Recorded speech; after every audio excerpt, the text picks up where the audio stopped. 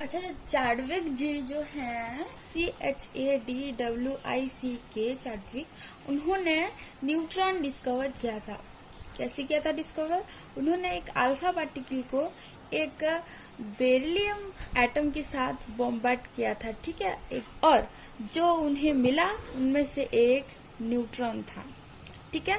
और न्यूट्रॉन कैसा होता है? न्यूट्रॉन का मास भी होता है, वो न्यूट्रल पार्टिकल होता है और उसका हाई पेनिट्रेटिंग पावर होता है, ठीक है। When Chadwick discovered neutron by bombarding alpha particle with the beryllium atom, then we get a carbon atom, a neutron and a gamma particle. Okay. अभी हम न्यूक्लियर साइज के बारे में बात करेंगे। There are many methods to find the size of the nucleus, but उनमें से एक हम पढ़ने वाले हैं। देखो, हमने तो distance of closest approach of alpha particle by alpha particle ये तो पढ़ लिया कि what is the radius of A nucleus, ठीक है, by the method of distance of closest approach of alpha particle, ठीक है। तो what is the volume of nucleus? देखो, जैसे देखो न्यूक्लियस के पास क्या होता है? न्यूक्लियस के पास प्रोटॉन होता है, न्यूट्रॉन होता है, ठीक है। अभी तक तो हमें इतना पता है ना। तो जब हमारा रेडियस ऑफ द न्यूक्लियस कब इंक्रीज करेगा? जब उसके पास ज्यादा अमाउंट ऑफ मास नंबर होंगे, यानी कि ज्यादा अमाउंट ऑफ न्यूट्रॉन होंगे। यानी कि अगर हमारे एटम के पास अगर जितने होने चाहिए उससे ज्यादा प्रोटॉन्स और न्यूट्रॉन्स होंगे तो उसका साइज इंक्रीज होगा, है ना। देखो, volume, size and volume is directly proportional to mass of the nucleus. ये हमें अभी पता चल गया, है ना। So as number of nucleon increases, number of nucleons यानी कि न्यूट्रॉन एंड प्रोटॉन, ओके, जो न्यूक्लियस के अंदर प्रेजेंट होते हैं उनको न्यूक्लियन कहते हैं। नंबर ऑफ न्यूक्लियन जब इंक्रीज होता है तब साइज ऑफ न्यूक्लियस इंक्रीजेस। जब हमारा number of nucleon particle increase होते हैं तब हमारा साइज ऑफ न्यूक्लियस इंक्रीजेस। देखो, यहाँ हम साइज ऑफ न्यूक्लियस की बात कर रहे हैं, नॉट साइज ऑफ एटम। ध्यान देना फ्लोरेंस, ओके। तो हम यहाँ न्यूक्लियन के बारे में बात कर रहे हैं, और as number of nucleon increases then our size of nucleus is also increases. That means that the volume, देखो साइज अगर बढ़ गया, अगर रेडियस बढ़ गया तो ऑटोमेटिकली उसका जो वॉल्यूम है वो भी बढ़ जाएगा, है ना। तो volume of the nucleus is directly proportional to the mass number, ये हमें मिल गया। यानी कि volume of nucleus is directly proportional to number of nucleons, या फिर आप कह सकते हो मास नंबर ए मास नंबर में, यानी कि total number of proton plus total number of neutron, okay, that is mass number, ठीक है। और अगर आप न्यूट्रॉन के what is the number of neutron उसको जानना चाहते हो तो आप mass number minus atomic number कर दो तो आपको नंबर ऑफ न्यूट्रॉन भी मिल जाते हैं। अगर कोई एटम ऐसे है, यानी ये एटॉमिक नंबर है, ये मास नंबर है, नहीं सॉरी, ये एटॉमिक नंबर है, ये मास नंबर है, तो this is the number of neutron and proton, ठीक है। Number of neutron plus number of proton, and this is that number of electrons, okay. तो अगर आप इससे इसको माइनस कर दोगे, ठीक है, तो आपको मिल जाएंगे नंबर ऑफ न्यूट्रॉन्स, ठीक है। देखो, एज हमें पता है कि इलेक्ट्रॉन और प्रोटॉन का दोनों का ही मैग्नीट्यूड सेम है। Number of atoms is number of electron is equal to number of proton, okay.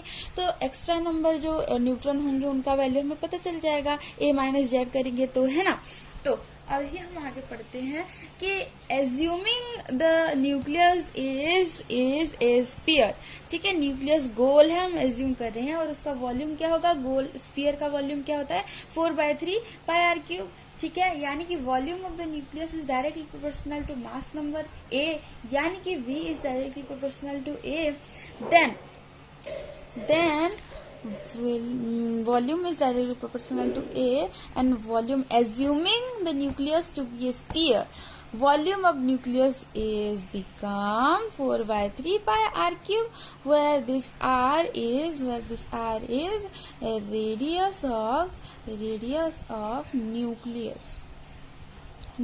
Okay, and this is directly proportional to a mass number. ठीक है, तो यहाँ हमारा हो जाएगा.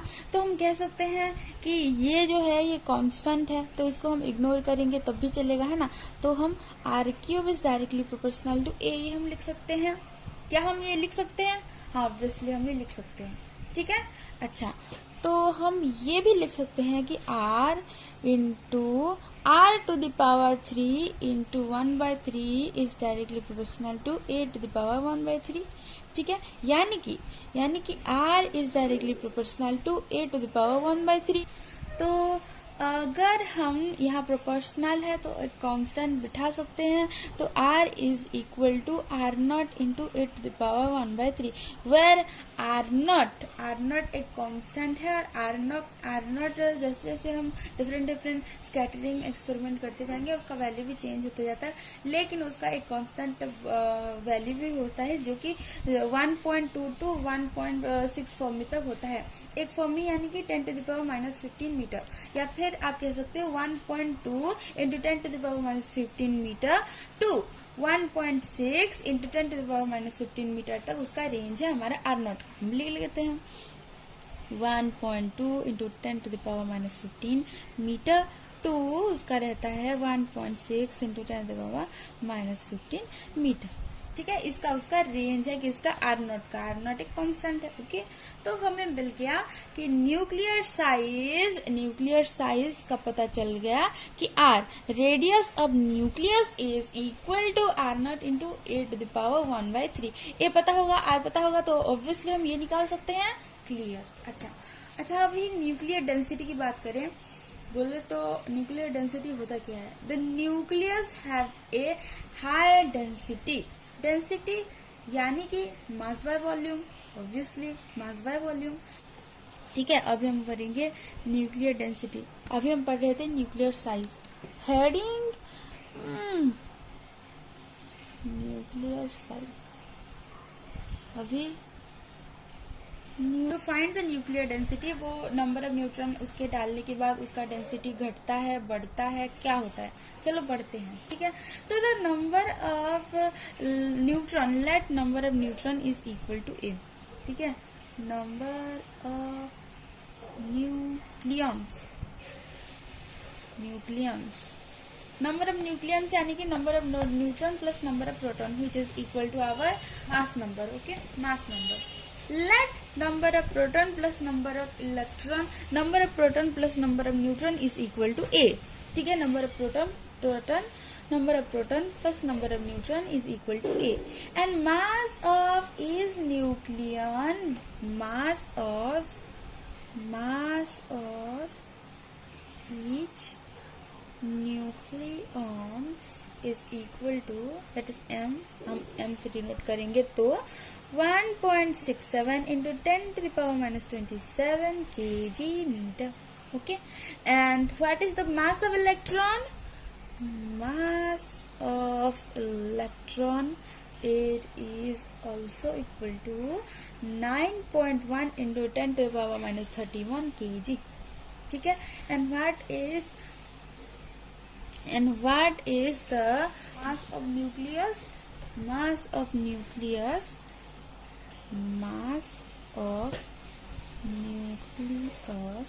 देखो, मास ऑफ न्यूक्लियस क्या हो जाएगा? उसके पास जितने नंबर ऑफ पार्टिकल्स हैं इनटू ईच पार्टिकल का मास क्या है. ठीक है, अच्छा, ईच पार्टिकल का मास इन न्यूक्लियस क्या है?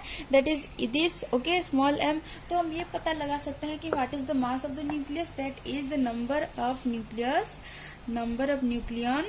A into mass of each nucleon, that is am. This becomes 1.67 into 10 to the power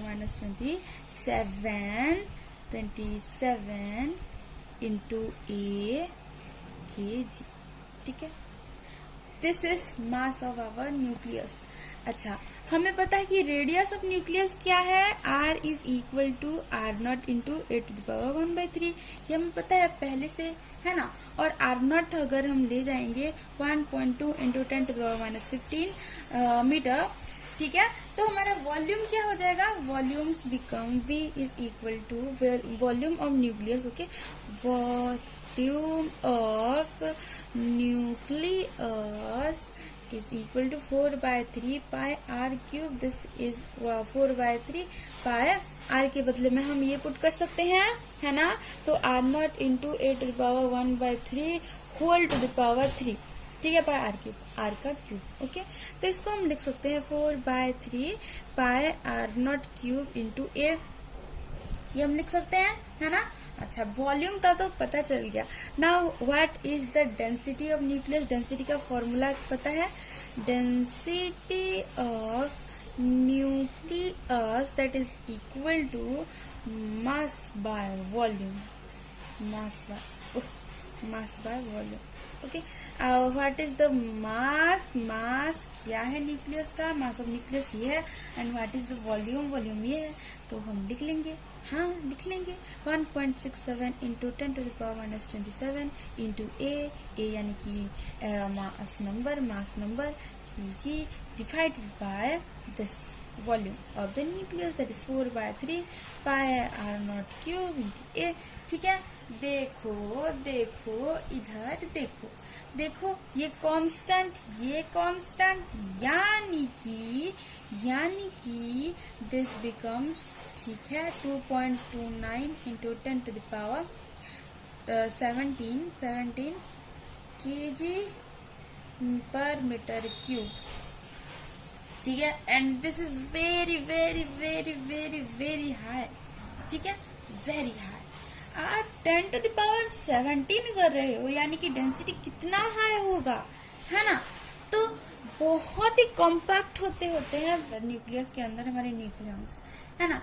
so it is independent of mass number, है ना, it is independent of mass number यहाँ cut जा रहे हैं, तो density of nucleus is independent of our mass number, ये हमें पता चल गया। And this result shows that density of nucleus is maximum at the centre and decreases to 0 when our radius is towards outward. मतलब जो हमारा एक nucleus होता है, उसके ऊपर ये एटम, ठीक है, ये हमारा न्यूक्लियस है, तो बीचों बीच उसका डेंसिटी बहुत ही हाई होता है, और जैसे ही हम आगे बढ़ते जाते हैं तो डेंसिटी ऑफ न्यूक्लियस बिकम्स 0, मतलब डिक्रीज होता है, ठीक है।